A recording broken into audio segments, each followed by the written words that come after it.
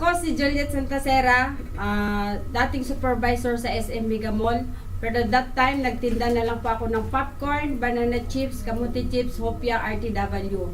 Dahil po, 3 taon po may health challenge ang anak ko, halos wala na po akong sinasahod dahil po pinaghandaan ko po lagi ang kanyang MRI, laboratory, orthopedics. Pero, Ano pong sakit nung anak nyo? March 2014, sinabihan ng doktor na wala ng lunas yung anak ko dahil yung Charcot-Marie-Tooth disease. Ilan taon po siya? Ilan taon yung po? anak ko, nag-start yung sakit niya ngayon is 9 years old. Na-observe na lang po namin siya na nag-iiba yung paglalakad niya. Dumating po sa punto na binubuhat na lang namin siya papuntang school, galing school. Paglapag po ng pintuan namin natutumba. Hindi na siya makalakad? Hindi na siya makalakad. Naging hopeless na po yung anak ko, pero bilang isang ina, mahal na mahal ko po yung anak ko, hindi po ako tumigil at patuloy po akong nananalangin na sana mabigyan po ako ng alternative medicine para sa anak ko. That time, isang araw po, namili pa ako ng RTW sa Baclaran, sumakay ako ng MRT. Yung bago ako bumaba sa Quezon Avenue, meron pong lumapit sa akin na angel ko sa katauhan ni National Marketing Director Miss Risa Riglos. Binigyan niya po ako ng calling card. Paglabas ko ng MRT, ako po yung unang nag-text sa kanya.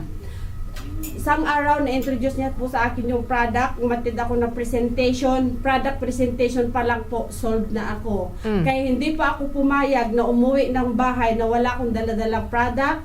Alam nyo, pinainom ko yung anak ko in just 3 days, yung 3 taon po na walang resulta sa doktor. Dito po, 3 araw lang po pinainom ko ng produkto, nag-benefit po yung Ano anak pong ko. pinainom nyo? Yung liquid po ang pinainom ko sa anak ko. Alam nyo, tinuloy-tuloy ko siya. Ang sabi ni Ma'am Risa sa akin, gawin ko daw yung business para matuloy-tuloy ng anak ko ang pag-inom ng produkto. Inaral ko po yung business. In just 3 weeks, taking the product, massively yung anak ko po, yung bukol na umumbok dito sa dibdib niya, pumantay yun. 1 month, taking the product, massively. Nag-resign po ako sa trabaho ko. Dahil yung 2.5 na sinasahod ko sa trabaho ko noon, dito po yung minimum as direct distributor, kinita ko po yun. Wow! At ang maganda pa dito, 3 buwan, tuloy-tuloy ko pong pinainom yung anak ko ng produkto. Yung 3 taon na hindi makalakad ang anak ko, dito po 3 months, nakalakad po yung anak ko hanggang ngayon po. Kaya bilang isang ina, dahil mahal na mahal ko ang mga anak ko, tinuloy ko po ginawa yung business. 1 year ko pong ginawa ito. 1 year ko na pong pinapainom yung anak ko. June 26, 2015, yung scoliosis sa likod ng anak ko, nag-scoliosis declared normal po siya. Kaya tinuloy-tuloy ko, ginawa ko po yung mission, sharing the product. Ano man po yung wala sa akin noon, ngayon po unti-unti na pong binibigay ni Lifestyles. At totoo po na binago ni Lifestyles ang buhay ko. Dahil kung ano man yung hirap na buhay ko noon, ito po nakikita ko na totoo po ang business na ito. So, masasabi nyo bang mas maganda ang kita nyo dito sa Lifestyle kesa nung nasa SM Mega Mall kayo? Oo, talagang totoo ang opportunity ng Lifestyles.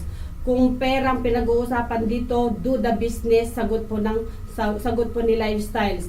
Kung health ng pamilya ninyo, sagot din po ng product ng Lifestyles. Kaya saan pa kayo? Dito na kayo sa Lifestyles Company. Alright, thank you so much!